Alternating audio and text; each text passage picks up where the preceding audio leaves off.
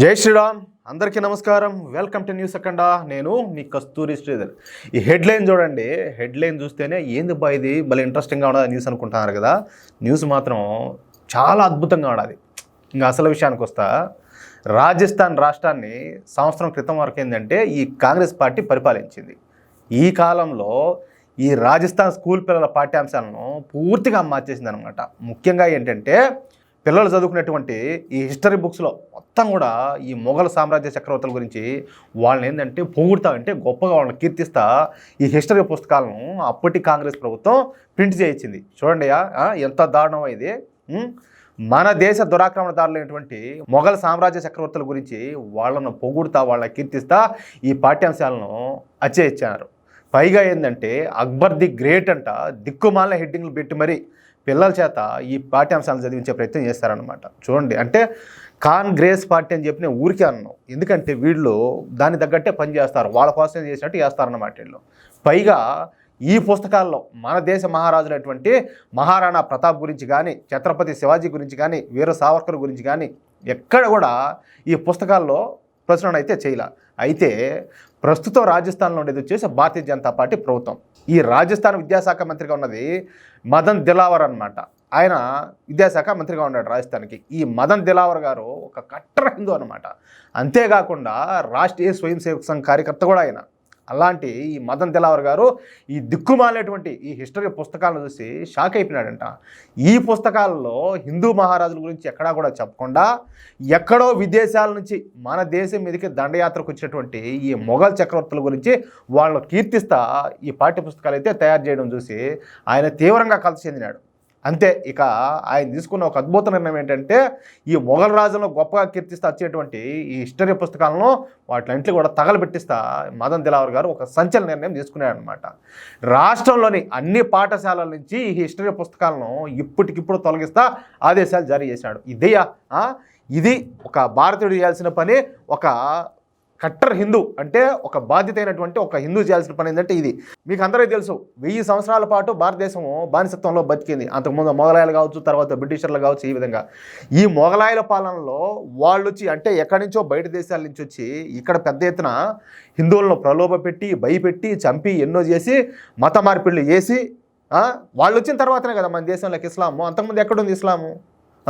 వాళ్ళు ఎవరైతే చక్రవర్తులుగా ఉన్నారో వాళ్ళ కింది వరకు ఏంటంటే పూర్తి స్థాయిలో మీరు చస్తారా లేకపోతే మతం మారుతారా అన్నట్టు అమలు చేశారు. ఇంకొకటి ఏంటంటే కొన్ని లక్షల గుళ్ళను అంటే మన సంబంధించిన హిందువులకు సంబంధించిన దేవాలయాలను ధ్వంసం చేశారు. అట్లాగేంటంటే ఎన్నో మన పూజించే దేవతామూర్తుల విగ్రహాలకు సంబంధించి తలలు, కాళ్ళు, ముక్కులు, చెవులు, చేతులు ఎట్లా కావాలంటే విగ్రహాలని కూడా ధ్వంసం చేశారు. ఏది?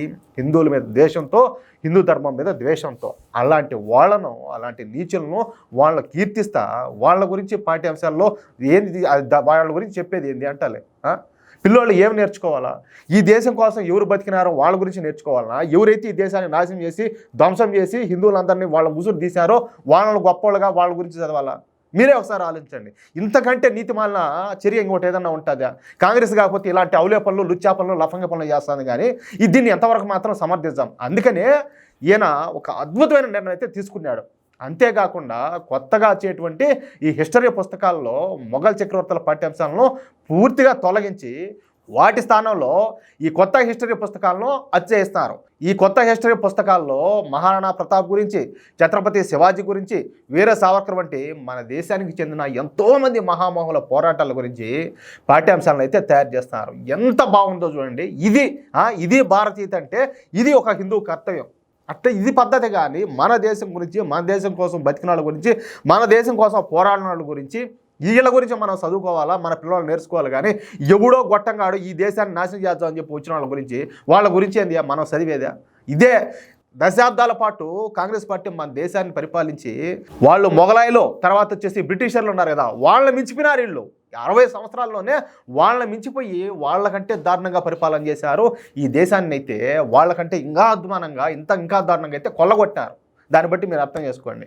ఇక ఈ కొత్త హిస్టరీ పుస్తకాలను వచ్చే నెల నాటికి రాష్ట్రం మొత్తానికి కూడా డిస్ట్రిబ్యూట్ చేయనున్నట్టు రాజస్థాన్ విద్యాశాఖ మంత్రి ఈ మదన్ దిలావర్ గారు తెలియజేశారు. అంతేకాకుండా ఇకపైన రాజస్థాన్లో ఎట్టి పరిస్థితుల్లో ఈ మొఘల్ రాజుల గురించి కానీ, ఈ ఢిల్లీ సుల్తాన్ల గురించి కానీ, నిజాం నవాబుల గురించి కానీ ఈ పాఠ్యాంశాలను పిల్లలకు ఎట్టి పరిస్థితుల్లో చెప్పే ప్రసక్తే లేదని చెప్పేసి ఆయన అయితే తేల్చి చెప్పడం ఇక్కడ ఒక అద్భుతమైనటువంటి విశేషం. అది ఏ మ్యాటరా, ఎట్లుంది న్యూసా?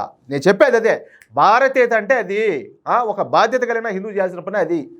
ఇంకొకటి మీరు తేడా తెలుసుకోండి, ఇక్కడ కాంగ్రెస్ పార్టీకి భారతీయ జనతా పార్టీకి ఎవరు ఈ దేశం కోసం పనిచేస్తున్నారు, ఎవరు ఈ దేశ మూలాల కోసం పనిచేస్తున్నారు అనేది దీన్ని బట్టి కూడా మీరు అర్థం చేసుకోవచ్చు.